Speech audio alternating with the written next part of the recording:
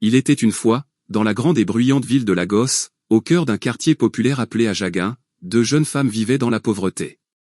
Elles s'appelaient Jane et Stephanie, et toutes deux gagnaient leur vie en vendant du pain dans les rues. Chaque matin, avant même que le soleil ne se lève, elles se réveillaient alors que la ville dormait encore. Les coqs n'avaient pas chanté, mais déjà, Jane et Stephanie plaçaient de lourds plateaux remplis de pain chaud sur leur tête. Leur voix résonnait dans les rues poussiéreuses. Pain chaud. Pain frais à vendre. Leurs pas fatigués sillonnaient les ruelles d'Ajagun, sous la chaleur ou la pluie, cherchant des clients. Mais la vie était dure. Très dure. Souvent, elles passaient toute la journée à marcher, sans réussir à vendre plus de 5 miches de pain. Le peu d'argent qu'elles gagnaient suffisait à peine à acheter du gari ou du riz sans sauce. Quant à leur loyer, il s'accumulait de mois en mois. Leur maison, une petite pièce au toit rouillé, sentait la fumée et la sueur. Leurs vêtements étaient vieux et déchirés, leurs sandales, trouées. Mais malgré tout, elles souriaient encore, se soutenant l'une l'autre, partageant leurs maigres repas et leurs espoirs.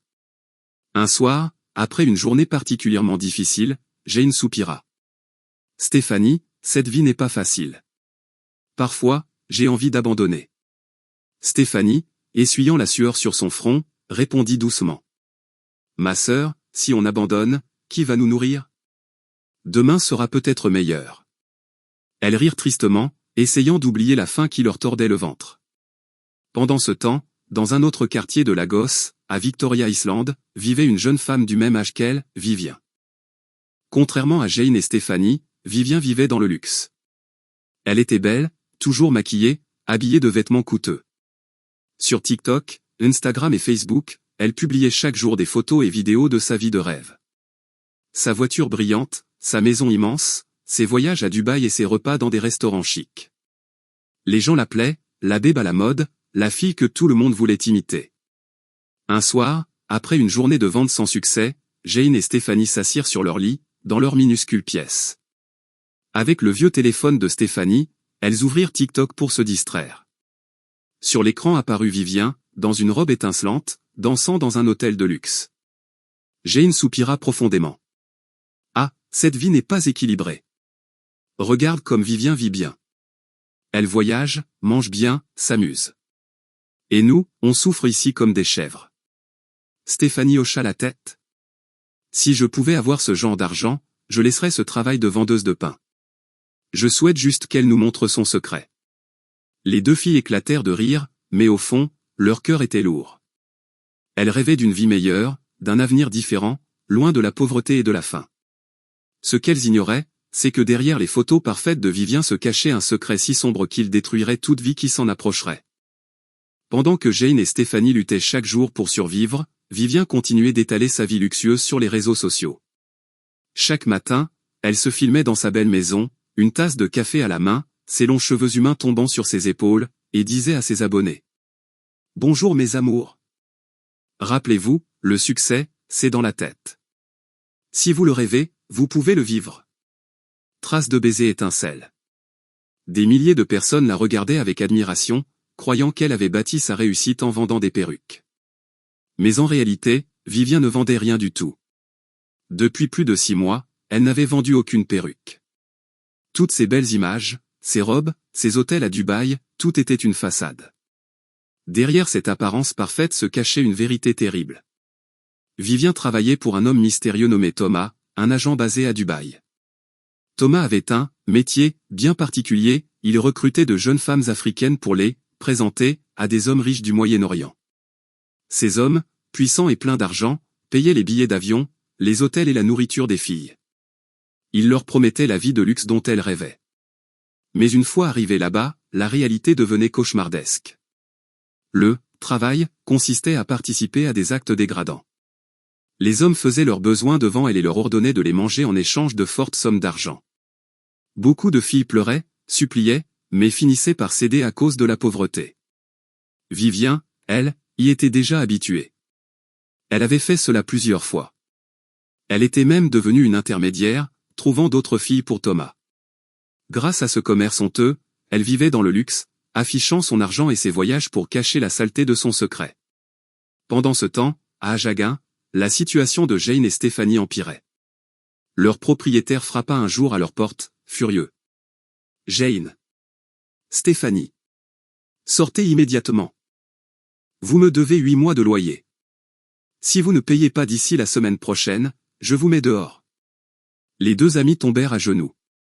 S'il vous plaît, papa, ayez pitié. Nous allons bientôt payer. Plus d'histoire. Cria le propriétaire. Je veux mon argent. Il partit en colère, les laissant tremblantes. Le même jour, le boulanger, chez qui elle prenait le pain à crédit, refusa de leur en donner davantage. Pas d'argent, pas de pain. Vous me devez trop. Elles rentrèrent chez elles, désespérées.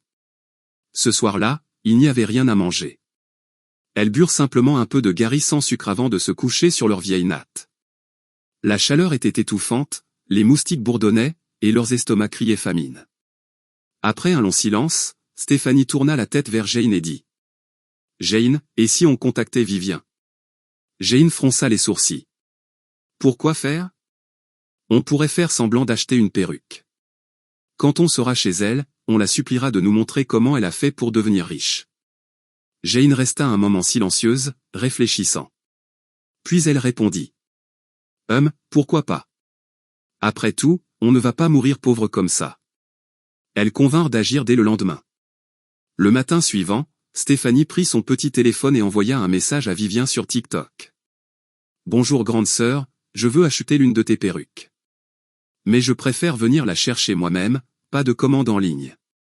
Vivien fut surprise. Cela faisait longtemps qu'elle n'avait reçu aucun message de cliente. Elle ne voulait pas paraître sans activité, alors elle répondit. D'accord, ma chérie. Passe chez moi cet après-midi. Voici l'adresse. Le cœur battant, Jane et Stéphanie se préparèrent.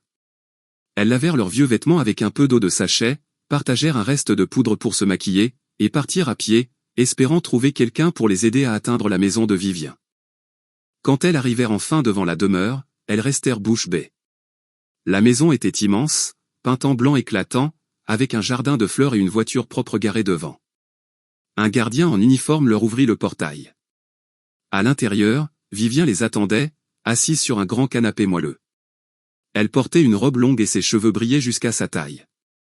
Le parfum de la pièce les fit presque tourner de l'œil. « Bonjour madame », dirent-elles timidement. Vivien leur lança un sourire froid. « Où est l'argent pour la perruque ?» Au lieu de répondre, Jane et Stéphanie tombèrent à genoux. « Vivien, s'il te plaît, aide-nous. Montre-nous le chemin. On souffre trop. On n'a plus rien à manger, notre propriétaire veut nous chasser.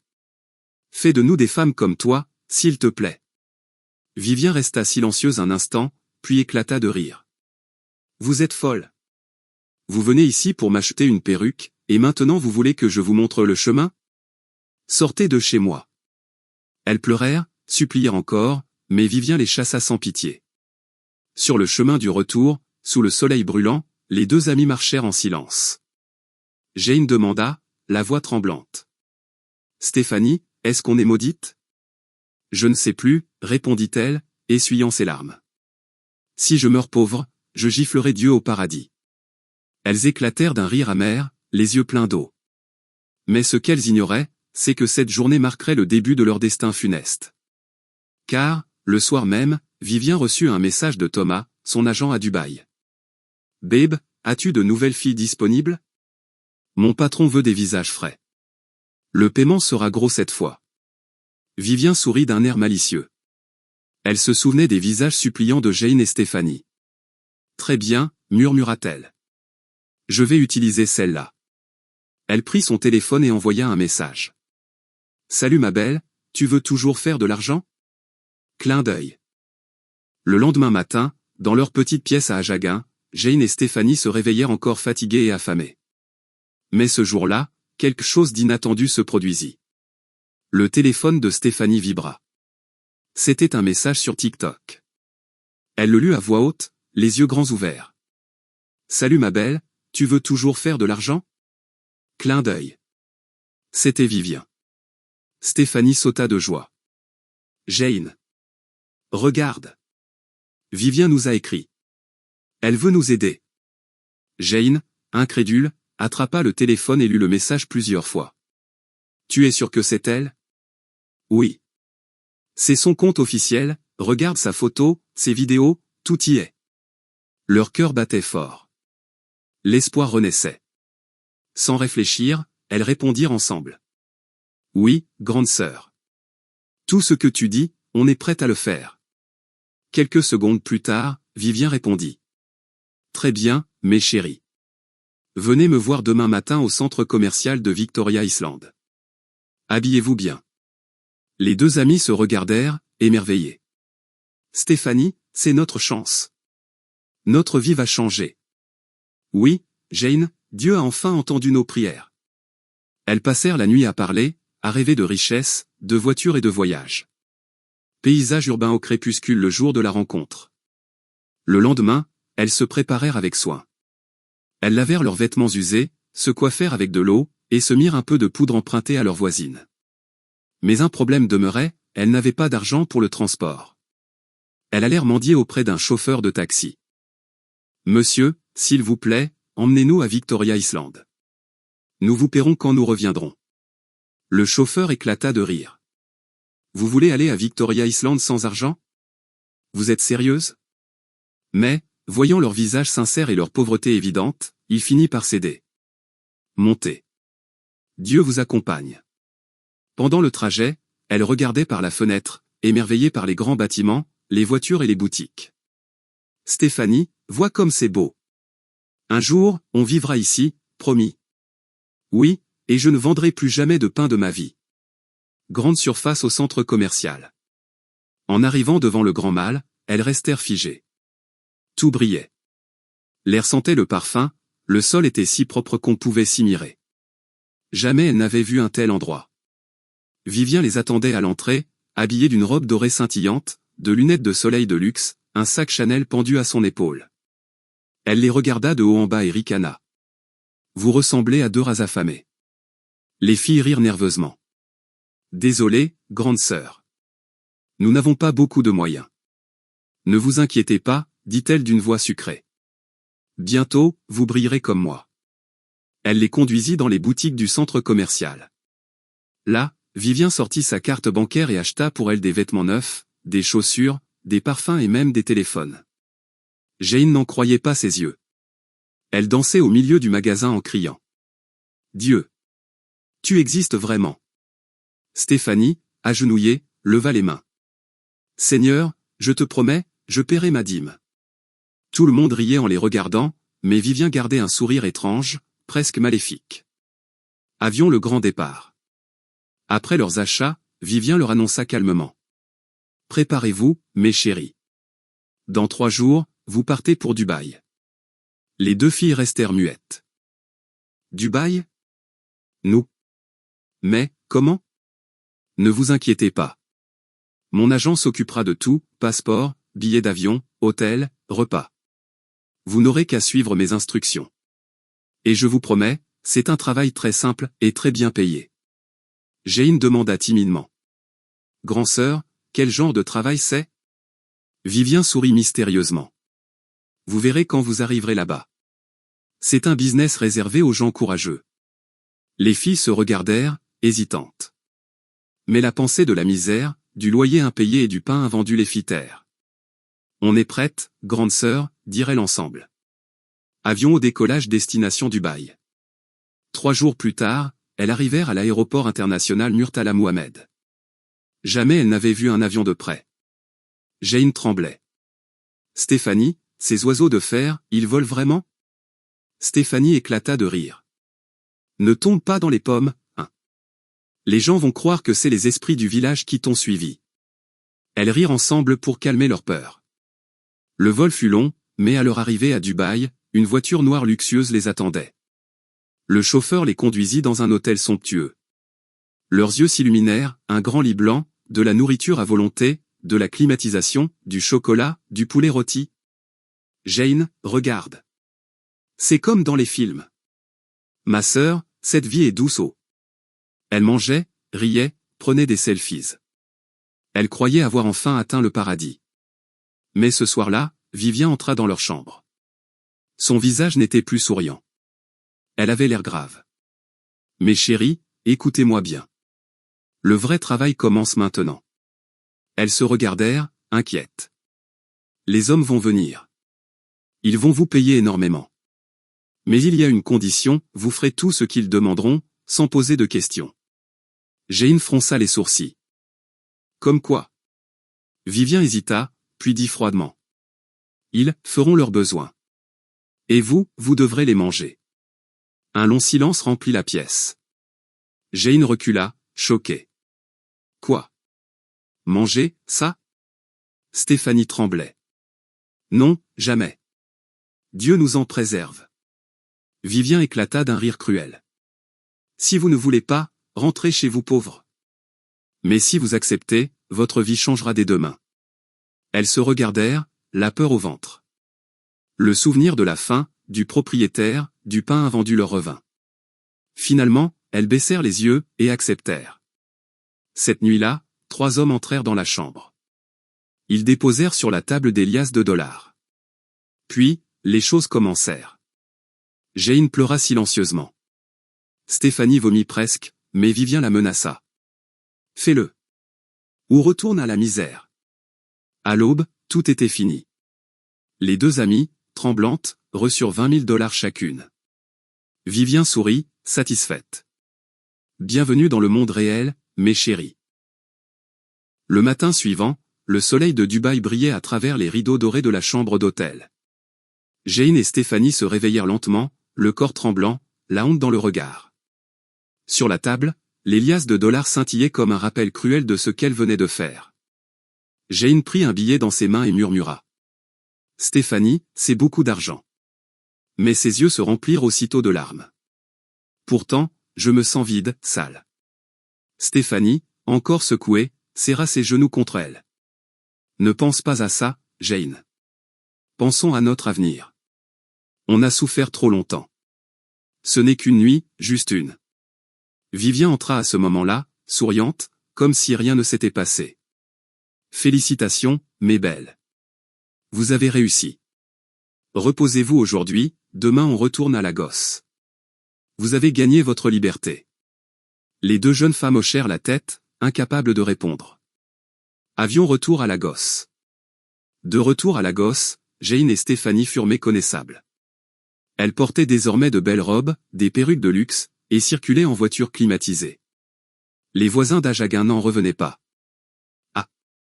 Ces vendeuses de pain sont devenues riches. Dieu a fait grâce. Disaient les gens. Personne ne savait d'où venait leur argent. Elles avaient pris l'habitude de voyager souvent avec Vivien. Chaque voyage rapportait plus de dollars, plus de luxe, plus de silence. Mais, dans le fond de leurs âmes, la culpabilité grandissait.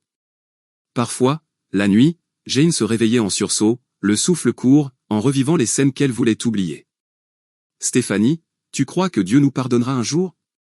Ne parle pas de ça, Jane, répondait-elle. L'argent, c'est tout ce qu'il nous reste. La chute de Vivien. 2 ans passèrent. Puis, un jour, tout bascula.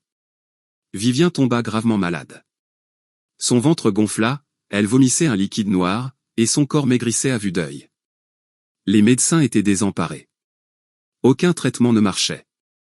Jane et Stéphanie, reconnaissantes pour ce que Vivien avait fait pour elles, se rendirent à l'hôpital.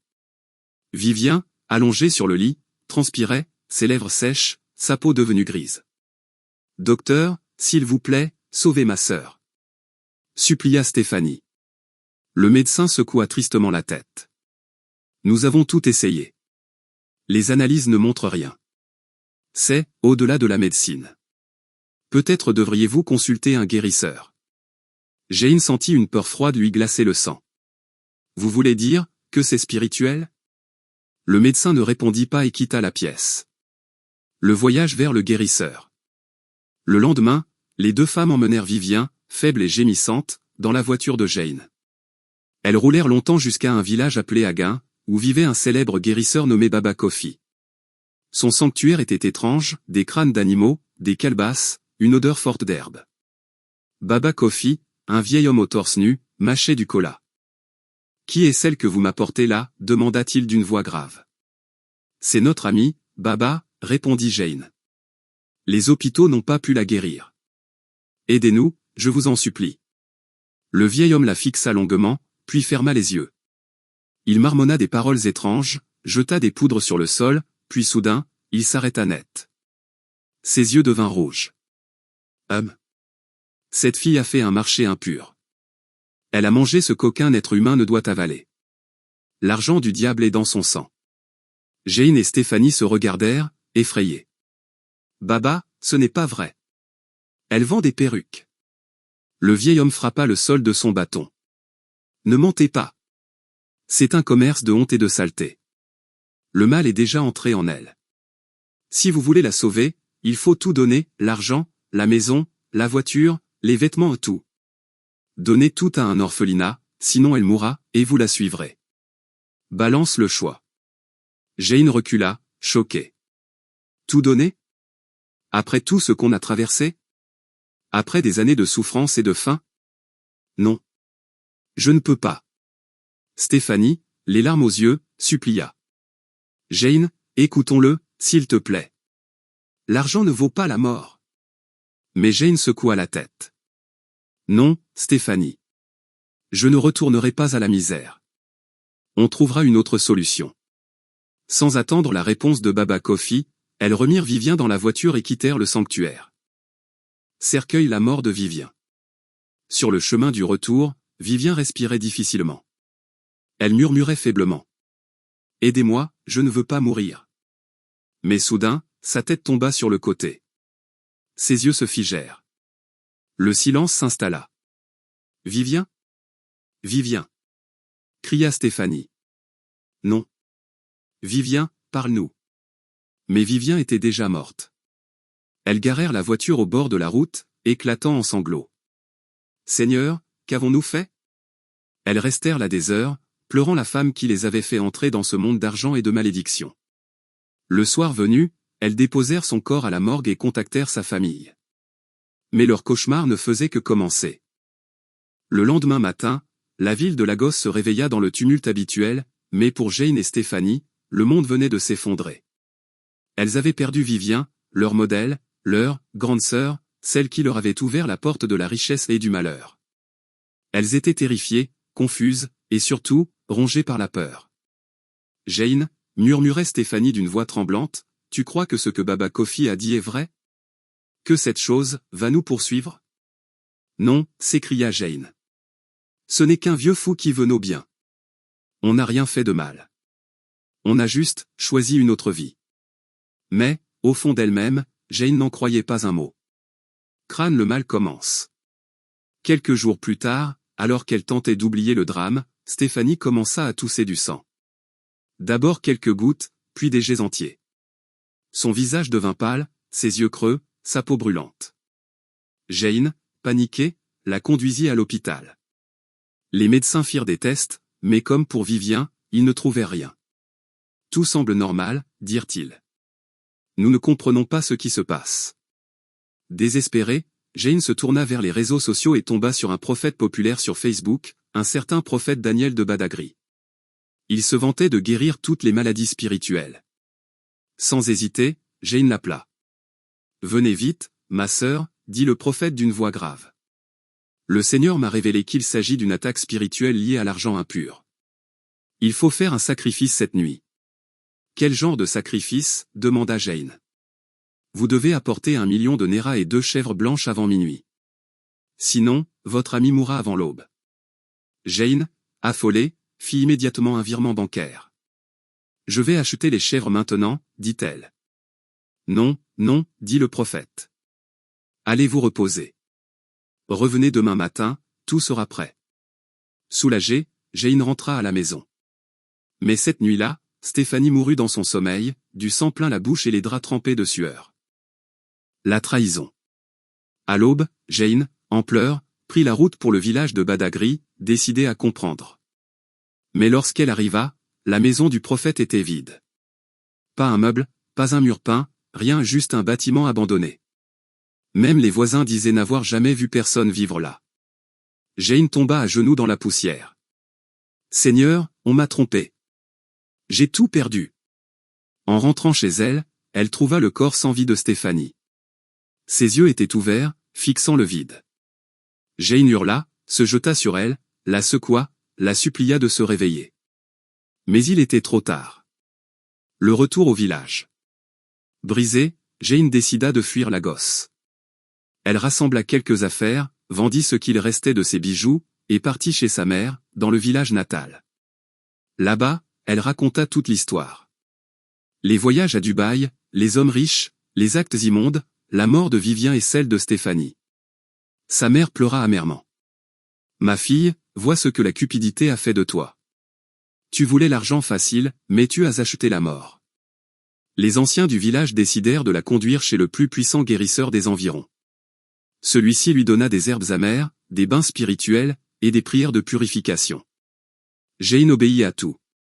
Mais rien ne changea. Ses douleurs augmentaient, son ventre gonflait, et la nuit, elle entendait des voix étranges murmurer dans sa tête. « Tu as goûté alors du diable, maintenant, il réclame ton âme. » La dernière nuit. Un soir, sous la lumière vacillante d'une lampe à pétrole, Jane sentit sa fin approcher. Elle appela faiblement sa mère. « Maman, prie pour moi. Je sens que la mort est dans ma chambre. » Sa mère tomba à genoux, priant en larmes. Mais Jane sourit tristement, essuyant une larme. « Dis à tout le monde que la richesse du mal ne dure jamais. Dis-leur de ne jamais envier ceux qu'ils voient sur les réseaux. Beaucoup de sourires cachent des enfers. » Quelques minutes plus tard, son souffle se coupa. Jane mourut, paisiblement, dans les bras de sa mère. Colombe épilogue. Quelques semaines plus tard, la nouvelle de la mort des 3 jeunes femmes se répandit partout à Lagos. Les gens d'Ajaguin murmuraient dans les rues. « Tu as entendu? Les vendeuses de pain? Morts, toutes les 3. Leur richesse était sale, c'est le châtiment de Dieu. Leurs maisons furent vendues, leurs voitures récupérées, leurs comptes bancaires vidés. Il ne resta d'elles que des souvenirs et des avertissements murmurés. Ampoule électrique, leçon morale. La cupidité tue. L'argent facile attire, mais il dévore ceux qui le recherchent. Peu importe la misère, ne vends jamais ta dignité, ta santé ou ton âme pour la richesse. Les réseaux sociaux montrent des vies parfaites, mais derrière les filtres, il y a souvent des larmes, des mensonges et des chaînes invisibles. Travaille, persévère et garde les mains propres. La vraie richesse ne brille pas toujours mais elle dure toute une vie. Fin bougie.